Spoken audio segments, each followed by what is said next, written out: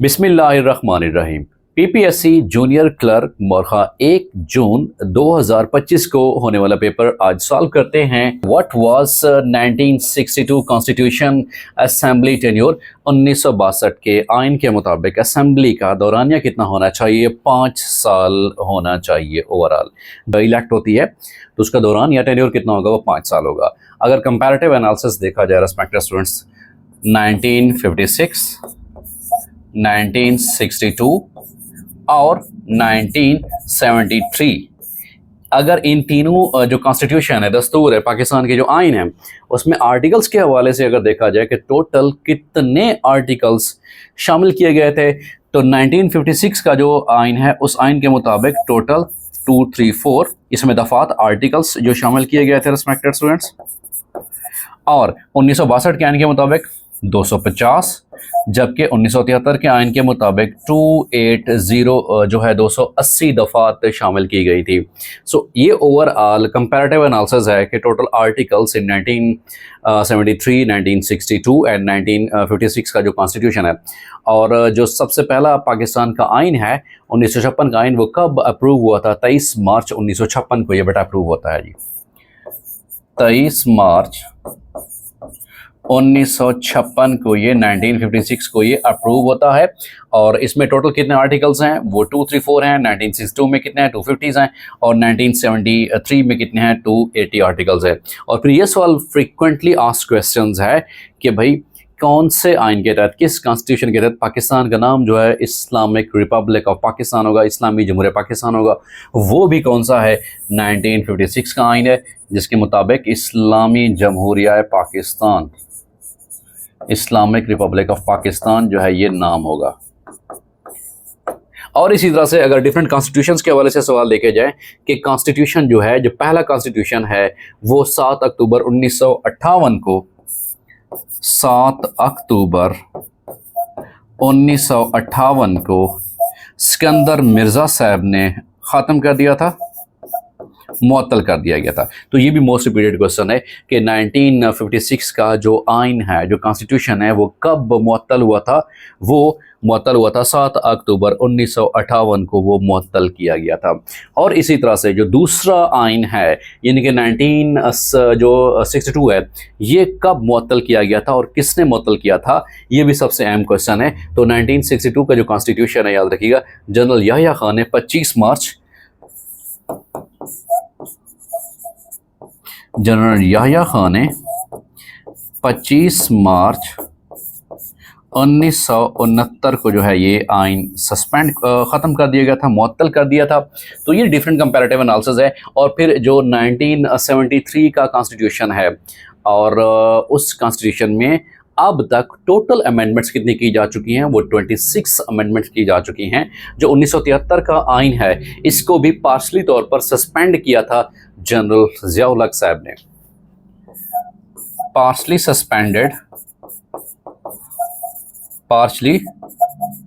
Suspended किसने suspend किया था भाई? आर्जी तौर पर वो जनरल ज़िया-उल हक साहब ने सस्पेंड किया था। जनरल ज़िया-उल हक साहब ने सस्पेंड किया था। कब सस्पेंड किया था? जब उन्होंने मार्शल लॉ इम्पोज किया था मुल्क में। जब उन्होंने मार्शल लॉ, और इसको उन्होंने जो टर्म इस्तेमाल की थी, फेयर प्ले एक टर्म दी थी। ये भी मोस्टली फ्रीक्वेंटली आस्क्ड क्वेश्चन है कि फेयर प्ले की उन्होंने टर्म इस्तेमाल की थी। और उसके मुताबिक जो है आइन को आर्जी तौर पर, पार्शली तौर पर सस्पेंड कर दिया था। तो जनरल ज़िया-उल हक साहब ने जो 1973 का आइन है, ये 5 जुलाई 1977 में, ये 5 जुलाई 1977 को आर्जी तौर पर इस आइन को सस्पेंड किया था। लेकिन बाद में आने वाली जो जमहूरी हुकूमत थी, उन्होंने दोबारा इसको बहाल कर दिया था। तो ये ओवरऑल कंपैरेटिव एनालिसिस है कि 1956 में टोटल कितने आइन जो है उसमें 234, 234 उसमें दफा शामिल हैं। 1962 के आर्टिकल में 250 और 1973 में 280 दफा शामिल है। और फिर 1956 का जो आइन है, ये कब अप्रूव हुआ था? 23 मार्च 1956 को ये अप्रूव होता है। और फिर अप्रूवल के बाद ये एब्रोगेट कब होता है, ख़त्म कब किया जाता है, मुअत्तल कब होता है, 7 अक्टूबर 1958 को जिसके अंदर मिर्ज़ा साहब सदर हैं वो क्या करते हैं, इसको मुअत्तल कर देते हैं। उसके बाद 1962 का आर्टिकल जनरल याह्या खान साहब आते हैं, 25 मार्च 1969 को ये आइन की मुअत्तली भी कर देते हैं। और फिर 1973 का आइन है जो कि जनरल याह्या साहब ने पार्शली तौर पर जो है सस्पेंड कर दिया गया था। कौन सी डेट को सस्पेंड किया था, 5 जुलाई 1977 को सस्पेंड किया था, और जिसको उन्होंने ओवरऑल एक सिंपल जो है कॉन्स्टिट्यूशन ऑफ पाकिस्तान के हवाले से एक समरी है। और फिर ये भी अहम क्वेश्चन है कि टोटल जो 1973 का आइन है उसमें कितनी अमेंडमेंट्स की जा चुकी हैं। टिल नो अब तक 26 जो है वो अमेंडमेंट्स रिस्पेक्टेड स्टूडेंट्स की जा चुकी हैं। ये भी मोस्ट इंपॉर्टेंट क्वेश्चन है कि 26 तरमीम की जा चुकी हैं। पाकिस्तान का जो आइन है कॉन्स्टिट्यूशन ऑफ पाकिस्तान उसमें कौन से, और 1973 का जो आइन है उसमें टोटल 26 तरमीम की जा चुकी हैं। इसी तरह रेगुलर और कंसेप्चुअल क्लासेस ज्वाइन करने के लिए आप नीचे दिए गए व्हाट्सएप नंबर पे कांटेक्ट कर सकते हैं। अब अगले सवाल की तरफ बढ़ते हैं कि अगला सवाल पेपर में कौन सा था। नेटो मेंबर्स, जो टोटल नेटो मेंबर्स कंट्रीज़ की तादाद कितनी है एज पर पेपर, जो पेपर में ऑप्शंस आए हुए थे उसके मुताबिक 30 है। क्योंकि ओवरऑल अगर देखा जाए, जो अपडेटेड स्टेटस देखा जाए रेस्पेक्टेड स्टूडेंट्स, अपडेटेड स्टेटस, तो वो टोटल मेंबर कंट्रीज़ की तादाद बेटा 32 है जो अब तक है। और फिर ये सवाल सबसे अहम है कि last country to join NATO, last country या लेटेस्ट बेटा कंट्री टू जॉइन नेटो वो कौन सा है, वो है स्वीडन। और फिर तुर्की जो है ये जो है मुस्लिम कंट्रीज़ में से है जिसने इसको ज्वाइन किया हुआ है। पाकिस्तान अभी तक इसको प्रॉपरली ऑफिशियली तौर पर ज्वाइन नहीं कर चुका, लेकिन इसका जो है इनडायरेक्टली अला इत्तेहादी रह चुका है। और फिर ये सवाल सबसे ज़्यादा अहम है कि नेटो का हेड क्वार्टर कहाँ पे है, ब्रसेल्स बेल्जियम के अंदर, याद रखिएगा। इसका हेड क्वार्टर जो है वो ब्रसेल्स बेल्जियम के अंदर है बेटा जी। तो ओवरऑल अगर सवाल इंटरव्यू में या रिटन जो एग्ज़ाम्स हैं वहाँ पे आ जाए कि टोटल मेंबर कंट्रीज़ की तादाद कितनी है, अकॉर्डिंग टू अपडेटेड स्टेटस वो 32 है बेटा। और उसमें जो लास्ट कंट्री है जिसने नेटो को ज्वाइन किया था वो कौन सा है, दैट इज़ वो स्वीडन है। और इसका जो हेड क्वार्टर कहाँ पे है, वो ब्रसेल्स बेल्जियम के अंदर है। अगले सवाल की तरफ बढ़ते हैं कि अगला सवाल कौन सा है।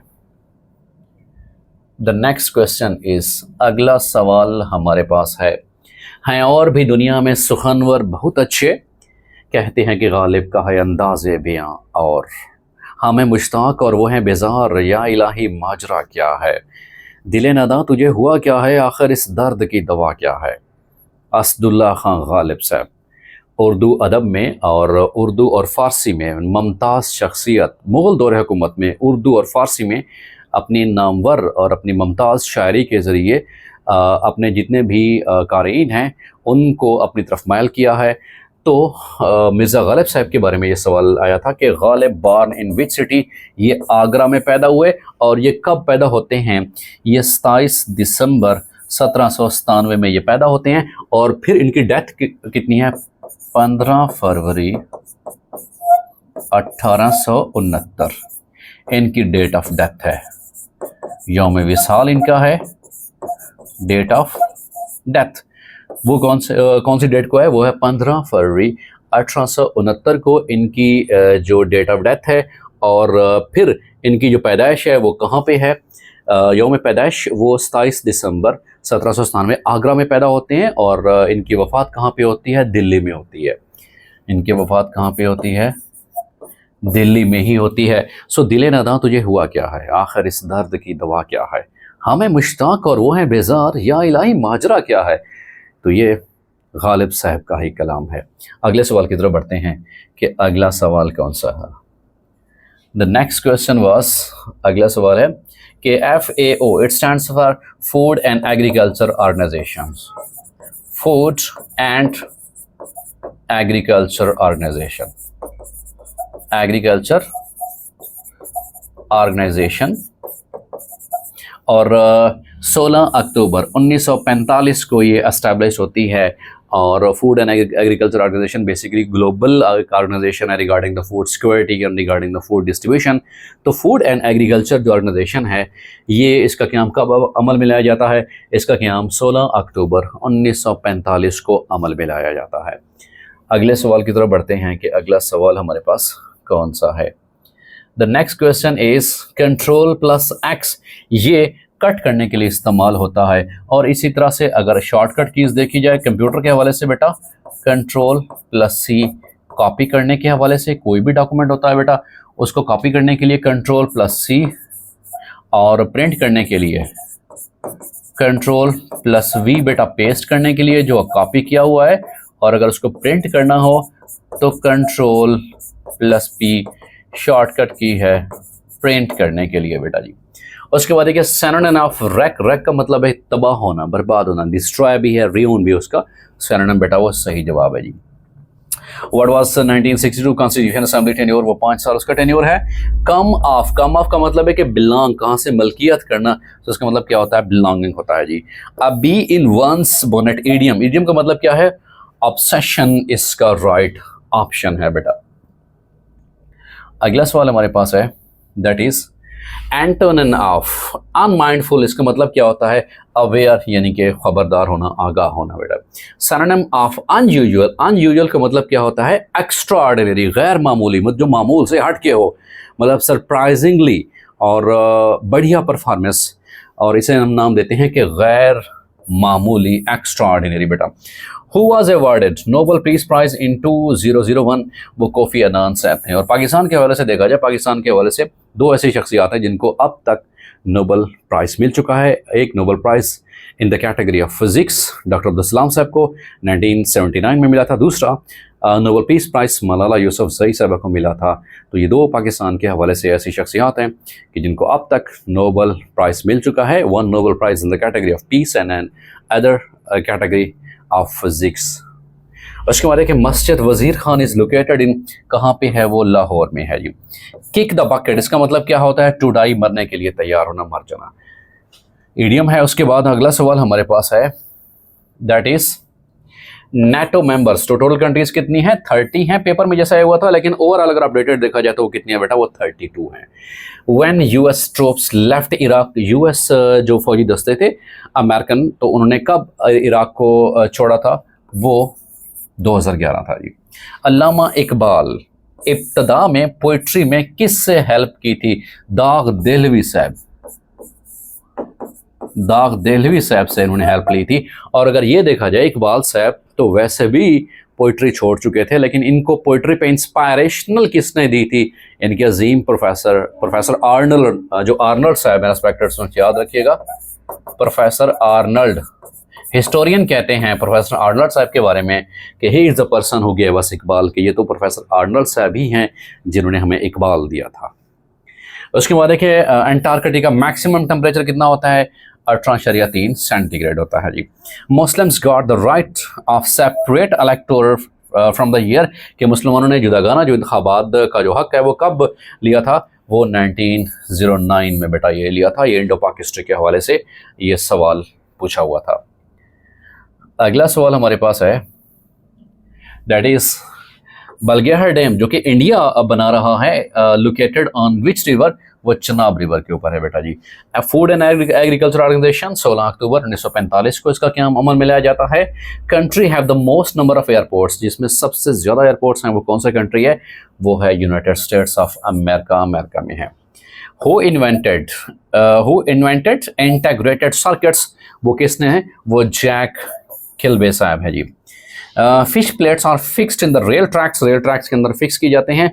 वो ज्वाइन 2 रेल्स, उनको ज्वाइन करने के लिए असल में ये प्लेट्स फिक्स्ड की जाती हैं बेटा। उसके बाद सवाल हमारे पास है कि हुमायूं कैप्चर्ड दिल्ली, हुमायूं ने दिल्ली के ऊपर कब जो है काबिज हो गया था? 1555 में वो काबिज हुआ था जी। और which king led the foundation of Muslim rule in India? वो गौरी साहब थे कि जिन्होंने मुस्लिम रूल की बुनियाद रखी इंडिया के अंदर जी। Moderate phase of Congress from 1855 to वो है 1905, उसका राइट ऑप्शन है। A complete sentence consist of subject and predicate. अब प्रीडिकेट क्या होता है रिस्पेक्टेड स्टूडेंट्स, इंग्लिश के वाले से ये सवाल पूछा हुआ था। For example, Ali always helps the poor people, the poor people जी, ये हमारे पास सब्जेक्ट कहलाता है बेटा इंग्लिश के हवाले से देखा जाए जी। और अगर उर्दू के हवाले से देखा जाए तो इसको हम मसनद इलाह बोलते हैं। और प्रेडिकेट की डेफिनेशन ये होती है बेटा, the part of sentence that tells us about the function of the subject. Sentence का वो हिस्सा जो हमें सब्जेक्ट के फंक्शन के बारे में बताया, फेल के बारे में बताया, वो क्या है, वो प्रीडिकेट है। इसको उर्दू में मसनद बोलते हैं।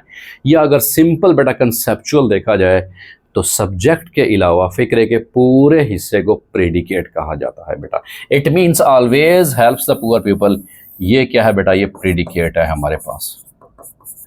तो एक जो सेंटेंस है बेटा वो सब्जेक्ट प्लस प्रीडिकेट पर मुश्तमिल होता है। और फिर ये देखा जाए कि फ्रेज और क्लास में क्या फ़र्क है बेटा। Phrase is a group of words which is meaningless, ये अपने मीनिंग फुल होने के लिए किसी के ऊपर डिपेंडेंट करेगा जी। For example, he came here, वो यहाँ आया 2 hours ago, 2 hours ago। अब अगर मैं सिर्फ 2 hours ago को बेटा देखूं तो उसके कुछ मीनिंग बनते हैं, इसके मीनिंग नहीं है जी। तो ये क्या है बेटा, ये फ्रेज है, याद रखिएगा बेटा। तो phrase is a group of words which is meaningless. Class क्या है बेटा, ही केम हेयर, इसमें क्या सब्जेक्ट भी है, प्रेडिकेट भी है। क्लास बेटा मीनिंगफुल वर्ब जो है वो ग्रुप ऑफ सेंटेंस होता है।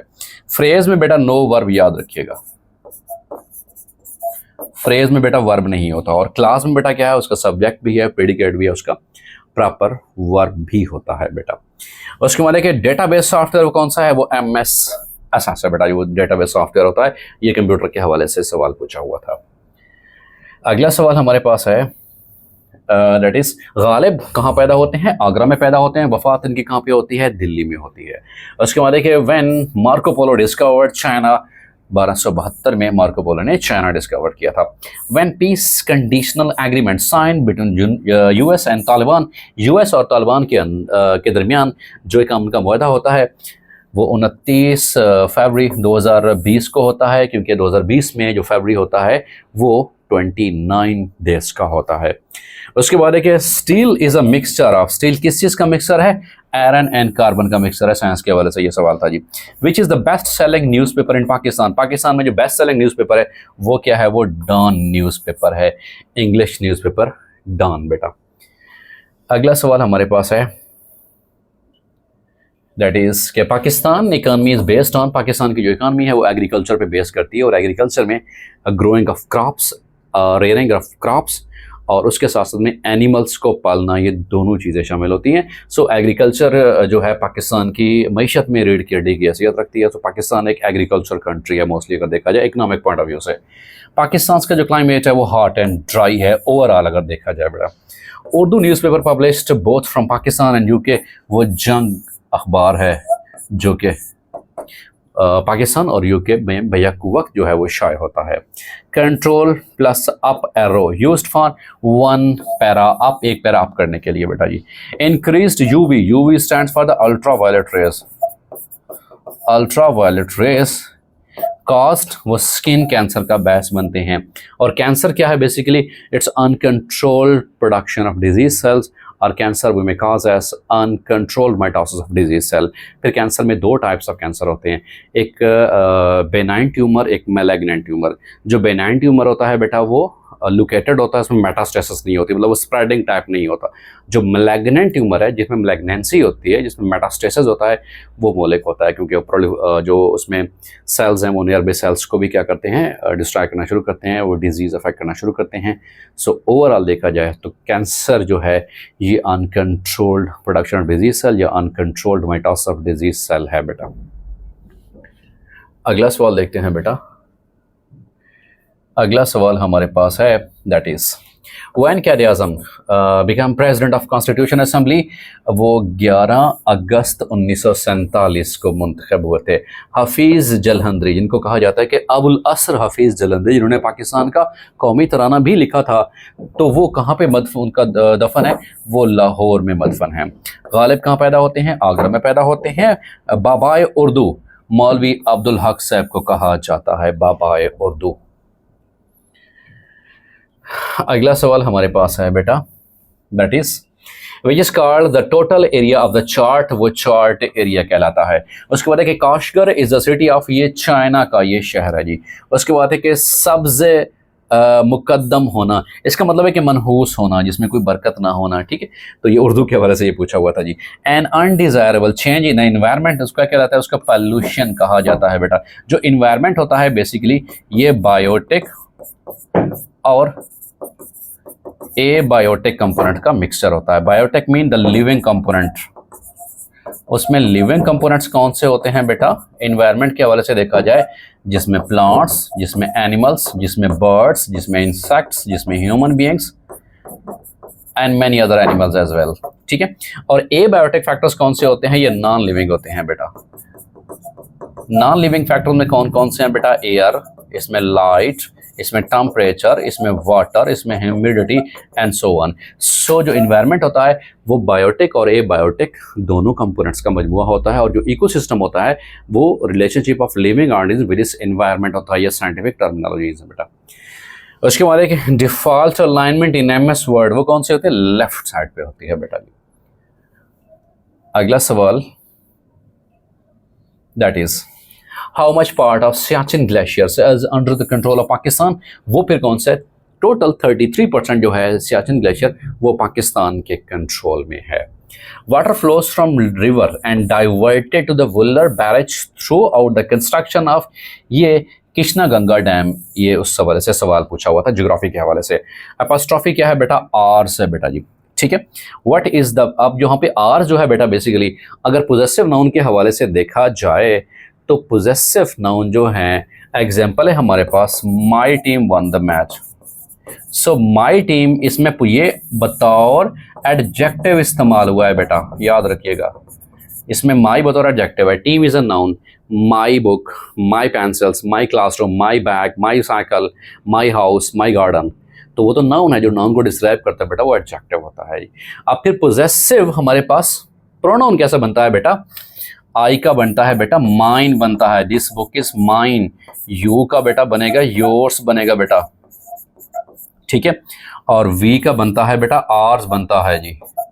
ही का बेटा हिज बनता है बेटा, और शी का बेटा बनता है हर्स बनता है in case of English. So these are the possessive pronoun, ये पोजेसिव प्रोनाउन है। जबकि यहाँ पे अगर मेंशन किया जाए कि our team, their team, my house, your house, their house, ये सारे के सारे बतौर पोजेसिव एडजेक्टिव के काम करते हैं बेटा। उसके बाद what is the maximum attachment size in the Gmail, Gmail के अंदर अगर आप कोई डॉक्यूमेंट्स अटैच करना चाहते हो तो उसका मैक्सिमम साइज कितना होना चाहिए? वो 25 MB से होना चाहिए। इससे अगर ज़्यादा अगर साइज का होगा तो वो जीमेल अटैचमेंट बेटा नहीं होगी और जीमेल सेंड भी नहीं होगी बेटा।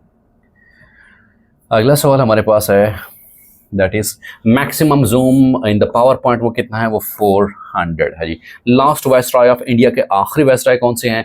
लॉर्ड माउंटबेटन साहब हैं। He is good at snooker, ये कुछ ऐसी प्रपोजिशन है जो कि एडजेक्टिव्स के साथ फिक्स्ड हैं, जैसा कि junior to, superior to, inferior to, और कुछ ऐसी जो वर्ब्स के साथ फिक्स्ड हैं, जैसा एक्ट अपॉन, जैसे अबाइड बाय, जैसे एब्सेंट फ्रॉम, अक्यूज ऑफ, ठीक है। तो कुछ ऐसी प्रपोजिशन है जो कि वर्ब्स के साथ, कुछ ऐसी प्रपोजिशन है जो कि एडजेक्टिव के साथ बेटा फिक्स्ड होती हैं जी। The Indian war of independence took place in 1857 में हुई थी जंग आज़ादी, जिसमें मुसलमानों और हिंदू ने मिलकर ये फैसला किया था कि अंग्रेज़ों के ख़िलाफ़ हम जो है महाज़ाराई करते हैं, लेकिन शुमी किस्मत उसमें नाकामी होती है और फिर हिंदू जो है उस नाकामी का मलबा जो है वो मुसलमानों के ऊपर डालते हुए अंग्रेज़ों को ये बावर करने की कोशिश में कामयाब होते हैं तो हम तो आप ही के साथ है, ये तो मुसलमान ही थे जिन्होंने अलम में बगावत बुलंद किया हुआ था। और अगला सवाल हमारे पास है कि which particles can not move from their place, वो सॉलिड्स होते हैं। साइंस के हवाले से देखा जाए बेटा, जो सॉलिड्स हैं बेटा उनके मॉलिक्यूल जो हैं बेटा वो क्लोजली पैक्ड होते हैं जी, जिनमें इंटरमॉलिक्यूलर डिस्टेंस सबसे कम होता है और इंटरमॉलिक्यूलर फोर्सेस स्ट्रांगर होती हैं। अगर लिक्विड्स के हवाले से देखा जाए बेटा तो लिक्विड्स में क्या है, थोड़ा सा इंटरमॉलिक्यूलर डिस्टेंस ज़्यादा होता है, इंटरमॉलिक्यूलर फोर्सेस थोड़ी सी वीकर होती हैं और उनकी डेंसिटी भी क्या होती है, कम होती है और इनका बॉइलिंग पॉइंट भी कम होता है जी। अगर गैसेस के हवाले से देखा जाए बेटा, तो गैसेस में क्या है, मॉलिक्यूल्स फार अपार्ट होते हैं, बहुत ही ज़्यादा बेटा डिस्टेंस होता है। इसी वजह से गैसेस की डेंसिटी सबसे कम होती है और सबसे मैक्सिमम डेंसिटी किसकी होती है, वो सॉलिड्स की ही होती है। और सबसे अगर कंप्रेसिबिलिटी फैक्टर्स देखा जाए तो गैसेस को सबसे ज़्यादा कंप्रेस किया जा सकता है। और हाईएस्ट मेल्टिंग बॉइलिंग पॉइंट क्यों, वो सॉलिड्स का होता है क्योंकि उसमें मॉलिक्यूल्स है क्लोजली पैक्ड होते हैं और इसी वजह से उनकी जो डेंसिटी है वो सबसे ज़्यादा होती है। सॉलिड्स के जो मॉलिक्यूल हैं जस्ट वाइब्रेट करते हैं बेटा जी। वाइब्रेट मीन जस्ट उनमें थरथराहट होती है, अप एंड डाउन या टू एंड फ्रो मोशन होती है। लिक्विड्स के मॉलिक्यूल में थोड़ी मोशन ज़्यादा होती है, गैस के मॉलिक्यूल ऑलवेज रैंडम मोशन में होते हैं। और ये साइंस के हवाले से सवाल पूछा हुआ था बेटा। अगला सवाल हमारे पास है, famous book of Shah Waliullah, वो हज्जतुल बालगा है, शाह वलीउल्लाह की किताब लिखी हुई है। The greater than sign is an example of, ये लॉजिकल ऑपरेशन किया है।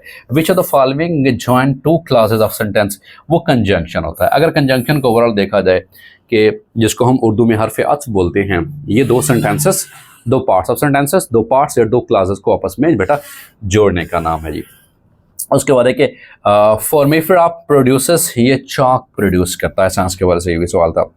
Animals and plants buried under the soil, उनको हम फॉसल्स का नाम देते हैं और जो इनसे फ्यूल बनता है उनको फॉसल्स फ्यूल बोलते हैं।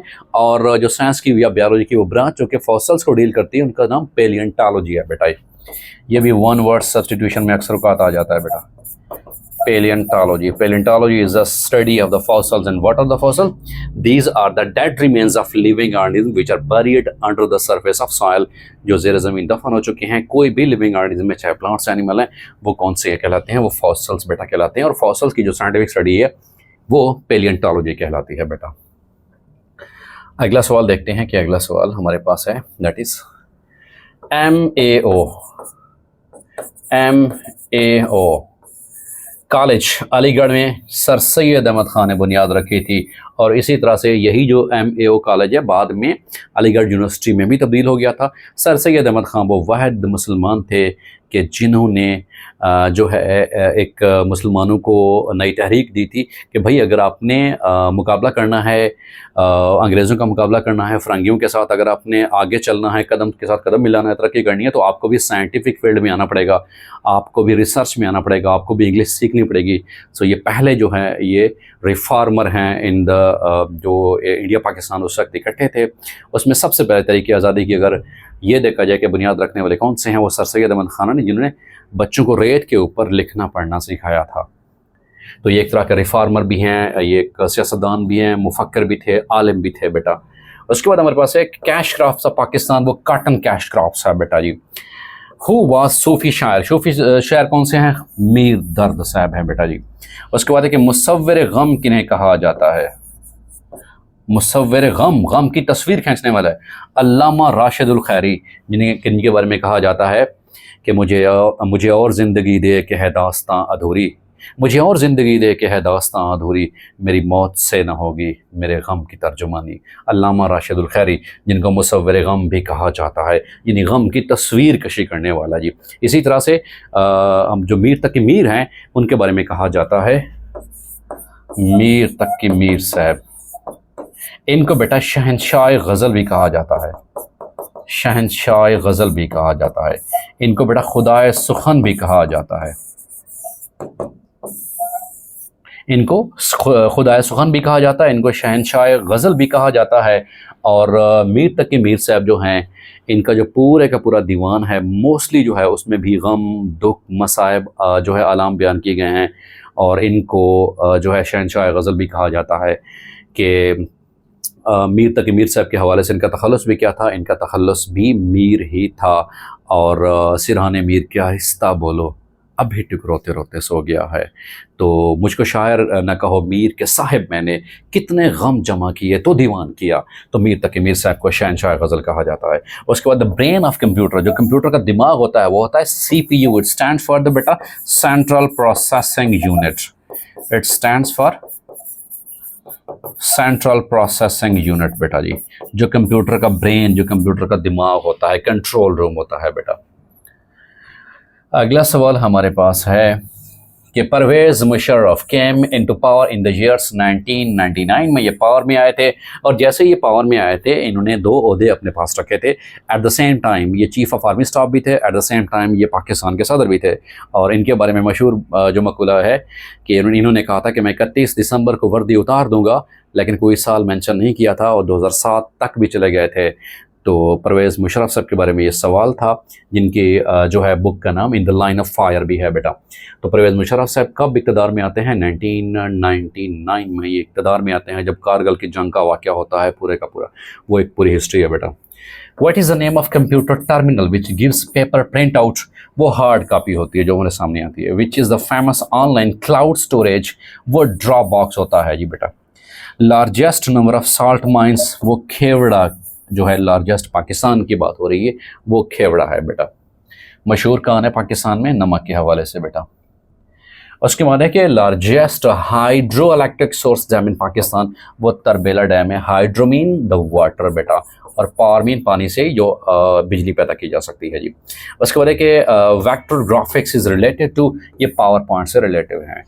When Iran declared the intervention in the nuclear proliferation, कि हम न्यूक्लियर जो है हमारा जो प्रोग्राम है उसको प्रोलिफरेट कर रहे हैं, एनहांसमेंट कर रहे हैं, वो 2020 में है बेटा जी। अगला सवाल हमारे पास है, that is in MS Word to highlight text, line or any particular informative paragraph we use, हम shared इस्तेमाल करते हैं बेटा जी।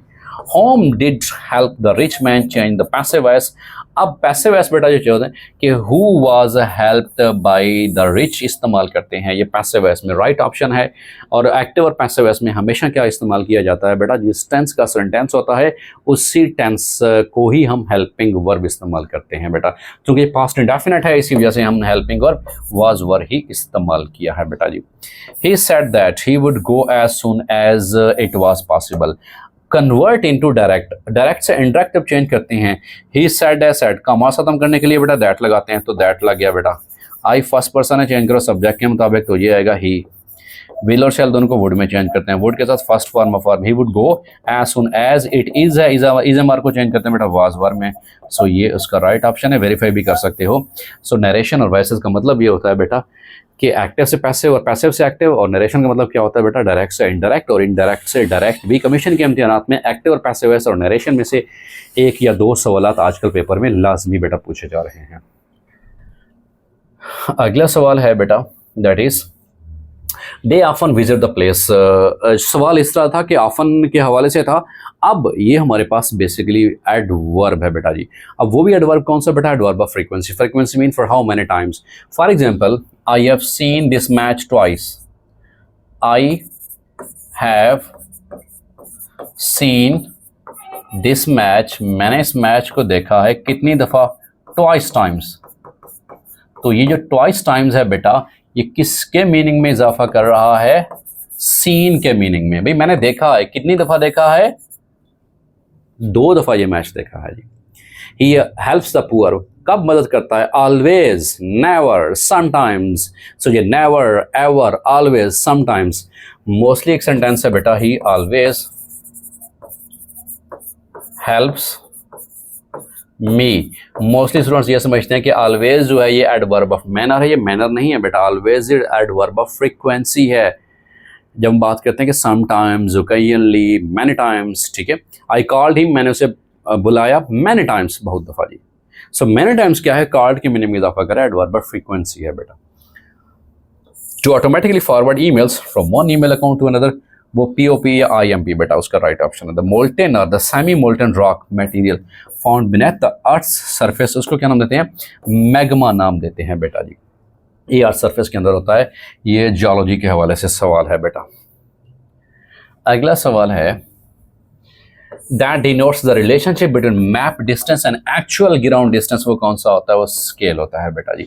PowerPoint is a software. जो पावर पॉइंट हमारे पास है ये मल्टीमीडिया भी है, और ओवरऑल देखा जाए ये हमारे पास एक होते हैं सिस्टम सॉफ्टवेयर, दूसरे होते हैं कि जो सिस्टम सॉफ्टवेयर नहीं होते।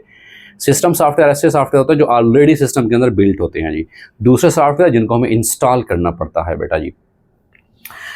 उसके बाद है कि 22:55 यानी कि हमारे पास जो है 10:55 पर एक ट्रेन जो है वो स्टेशन पे स्टार्ट होती है और स्टेशन पे पहुंचती है 6:05 पर।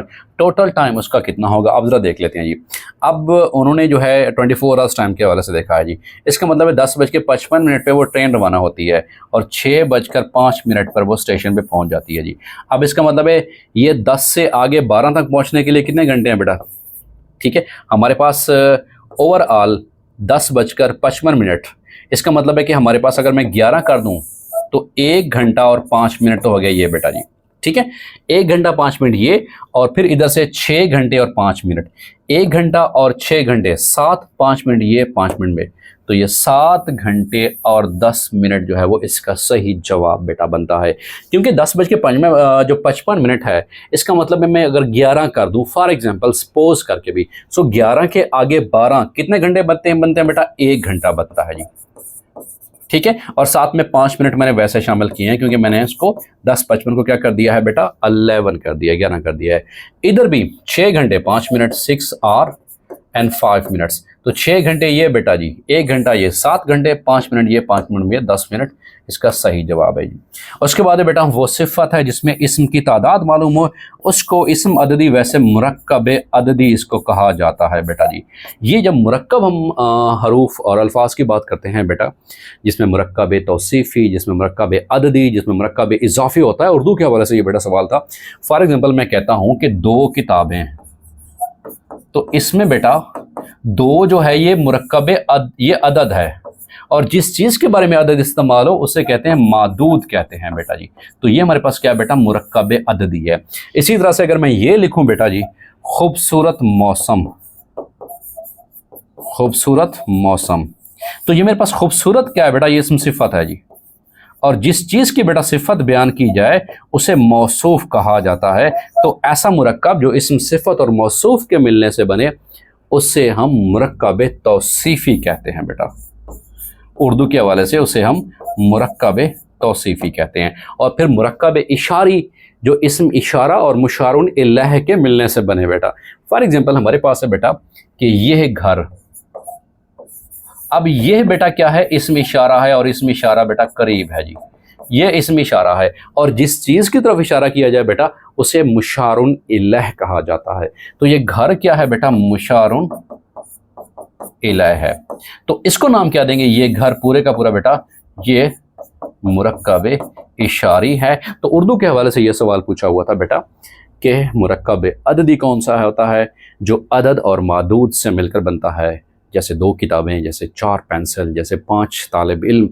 तो इसमें 5 जो है ये हरूफ जो इसको अदद कहा जाता है, और जिस चीज़ के बारे में अदद इस्तेमाल हो उसे बेटा मादूद कहा जाता है। तो उसका सही जवाब जो कौन सा था वो मुरक्कब अददी या इस्म अददी बेटा है।